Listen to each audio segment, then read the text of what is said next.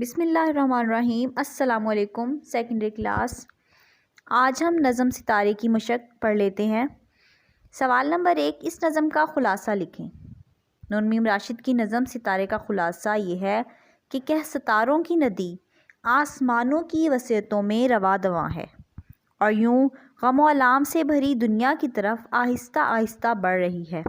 اس کی آواز میں ایک ترنم اور مٹھاس ہے۔ ستاروں کی مسکراہٹ اور چمک دمک نے قدرتی مناظر کو چار چاند لگا دیے ہیں اور اس میں ایک نئی روح پھونک دی ہے۔ آسمان کی وسعتوں اور چاند ستاروں کی دنیا سے ایک منظر آہستہ آہستہ خاکی زمین پر بسنے والوں کو مسحور کر رہا ہے اور ایسا محسوس ہوتا ہے کہ یہ ترنم کی لے ہے جو سفر کر کے نیچے اتر رہی ہے۔ رات کا حسن دنیا کو متاثر کر رہا ہے۔ ایسا لگتا ہے جیسے مسکرا کر دنیا والوں کو یہ پیغام دے رہے ہوں کہ ایک روز تم بھی اس جنت میں واپس لوٹ آؤ گے۔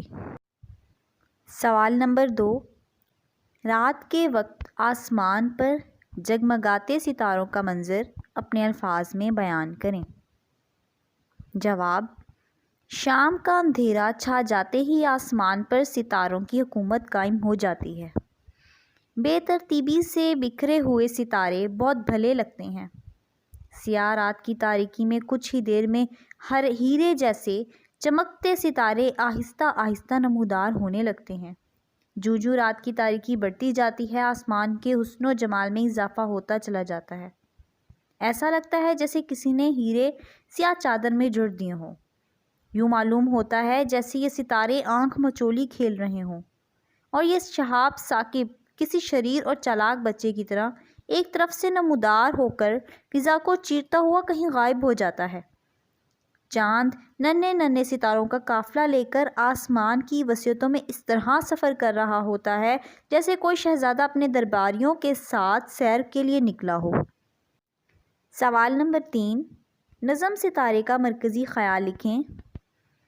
نون میم راشد کی نظم ستارے کا مرکزی خیال یہ ہے کہ چاند اور ستارے راتوں کو چمکتے ہیں تو اپنی چمک سے فطرت کا حسن بڑھاتے ہیں۔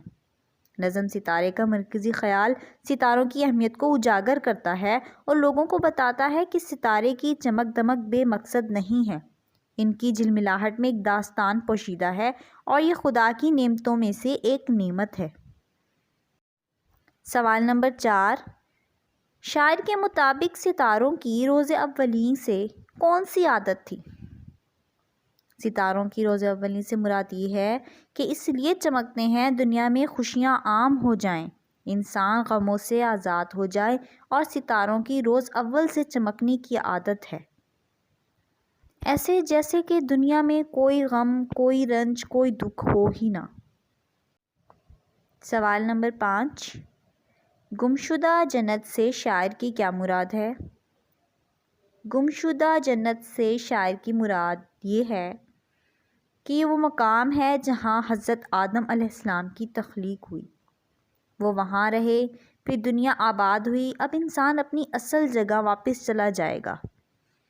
انہوں نے اللہ تعالیٰ کے ایک حکم کو پس پشت ڈال کر نافرمانی کی اور جس چیز کے کھانے سے منع کیا گیا تھا وہ کھا لیا۔